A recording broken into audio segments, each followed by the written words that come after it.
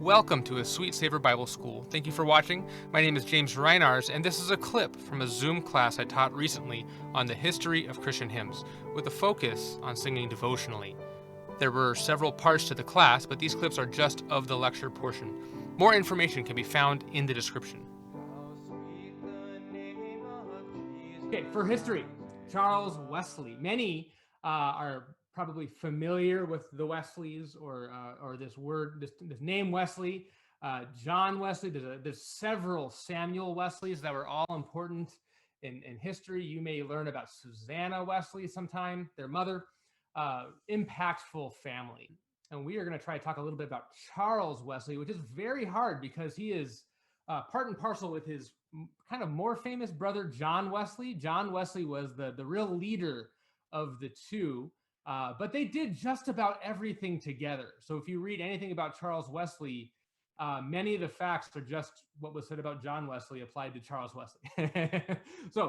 But what they were, they spearheaded a revival for the whole century. And Charles Wesley was the poet of the two. That's the one specific difference between John and Charles Wesley. And his hymns and the singing that they taught and encouraged was a huge part of that revival. So we're going to go through all of the history. This is going to be very brief. We're going to go through all the history in 2 slides.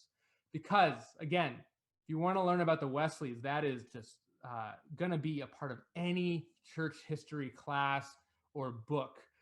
Their impact is central to church history after the Reformation. So many of it may be common knowledge or very accessible knowledge. So I'm not going to spend a lot of time on the Methodist revival, though there's just precious stories about how the whole thing happened. Yeah, in that picture we have Charles Wesley. In the middle, I believe, is John Wesley. And on the right is Francis Asbury. He's another prominent Methodist from the time.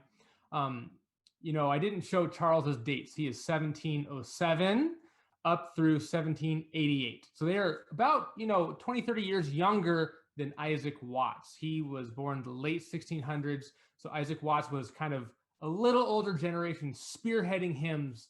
And the Wesleys came into their ministry, their maturity, under the umbrella of Watts's work. So after graduating Oxford, both John and Charles in 1735 became ordained as priests in the Church of England. They were, you have that picture, right? Collar, everything, robe. And actually, in this picture, they're all wearing collars and robes. That is the official garb of a churchman. And, fun fact, a couple of years later, they got saved. Both of them got saved. And if you're wondering, how can these two be juxtaposed that way? That is just the best question for a typical church history course. What was John and Charles's experience of salvation? But it's just part of their fact that they went through all the education, all the process, even wanting to serve the Lord as their profession. And they eventually were very clear they weren't born again. They had met some Moravians who had such a true peace with God. They were on a ship voyage across the Atlantic.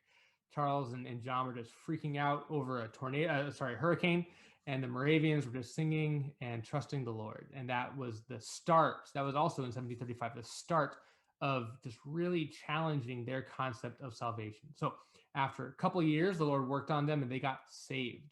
Later that year, they began to join their former Oxford schoolmate, George Whitefield, who was doing open air preaching to the common folk. And this was hugely controversial. Again, not going to get into that.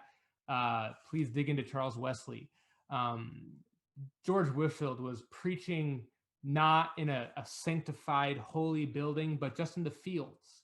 Even more scandalously, the miners, the iron, the coalmen, the one who worked the mill, they could come and hear. He was ministering not to the aristocrats who could afford a pew, but to everyone, the uneducated, and droves were getting saved. And even the aristocracy was concerned that it would just send the whole economy into upheaval if people got saved. It was that impactful. And John and Charles eventually began to join George Whitefield in that practice. And that was the beginning of just such a change, such a revival in the whole island. Out of that, again, John and Charles were in the Church of England, never desired to break away, never desired to form something new. Charles insisted at his deathbed that he be buried in a Church of England cemetery, so that everybody was clear. He wasn't trying to break away from the church. But one thing they did do that led to eventual schism is, out of the fruit of their preaching and their singing and their ministering to all kinds of people, they would take those who were on fire, those who were being revived or newly saved, and they would form small groups, cell groups. They called them Methodist societies, because they were bringing these revived saints to be an accountability, a small group to each other, committing to methods of spiritual growth, spiritual discipline. Read the Bible daily, pray, sing songs, confess sins to each other. That was a big part of their practice. So he was creating just small groups of all the vital ones around the nation. And they were committing to a method of growth, taking their faith seriously. That was the start of what eventually became a split and the Methodists, right? The second thing they were doing was sending out unordained evangelists. So they would get this iron worker saved. And, well, he didn't need to have a PhD to just go tell people about the gospel. And that was very controversial, but he was sending them out. And that was how this revival began to really spread. So this is just fun facts. Again, this is facts I can't find the facts for Charles as well. But anything John did, Charles basically did. And John Wesley was just an amazing apostolic type figure in his strength, his exertion, the scope of his ministry. He traveled on horseback in the scope of his lifetime 250,000 miles. England's a small place. He did go to America a couple of times, but England is not a big place, And then he preached 40,000 sermons. He didn't live, he lived till 88, but 40,000, there's not enough Sundays for that, right? What he would do is preach 3 times a day. He would preach in the morning, get on his horse, sometimes with his wife, go to the next village, preach by lunch, get on his horse. He could read and write a sermon on the horse. So he could just, I guess the horses just knew what to do. He could zone out, let the horse figure it out.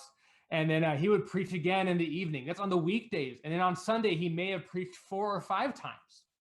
And over his lifetime, he helped 100,000 come to salvation. So when people study Methodism, the revival, or read books, it's often about John. But Charles was very much a preacher, very much an itinerant preacher, very much just doing everything that John was. John was the older brother, the clear leader. But one thing Charles could do that John never had quite the gift for was write hymns. Charles was just a poetic genius, kind of like Isaac Watts, coming out of his pores. John had a lot of contributions to hymns. We will come to that in 2 classes. But Charles, he wrote, this is the most liberal number, 9,000 hymns. The conservative numbers are 6,000. So he's just writing a hymn a day for such a long time, right? So you see these 2 brothers God really used to be prolific, not just serve their generation wholeheartedly, but leave a legacy of writings for us to enjoy today. That's it. Any questions about the history? We'll get into hymns more, obviously. Well, that's the end of our section. You can learn more about a Sweet Savor Bible School on our website, link in the description. There you can find course descriptions and find out how you can join the next class.